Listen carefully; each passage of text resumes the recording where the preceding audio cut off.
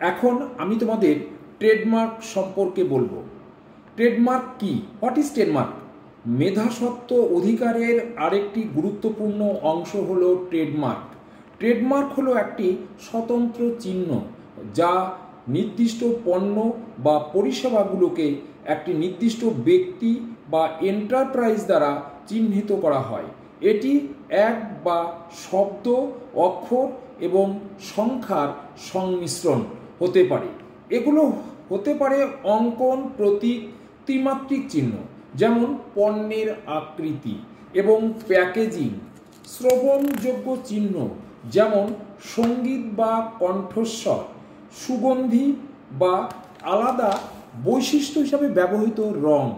সুতরাং ট্রেডমার্ক হলো একটি মৌখিক, চাক্ষুষ বা সংমিশ্রণ চিহ্ন যা একটি ব্যক্তি বা একটি ব্যবসায়িক সত্তা দ্বারা প্রদত্ত পণ্য বা পরিষেবাগুলোকে স্পষ্টভাবে চিহ্নিত করে।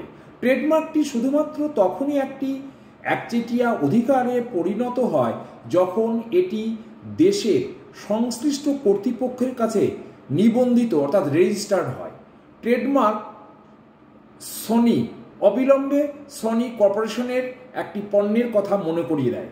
ট্রেডমার্ক পণ্য বা পরিষেবাগুলোকে শনাক্ত করতে বা অর্থ প্রদানের বিনিময়ে এটি ব্যবহার করার জন্য অন্যকে অনুমোদিত করার একচেটিয়া অধিকার নিশ্চিত করতে বা স্বতন্ত্র চিহ্নের মালিককে সুরক্ষা প্রদান করতে সহায়তা করে।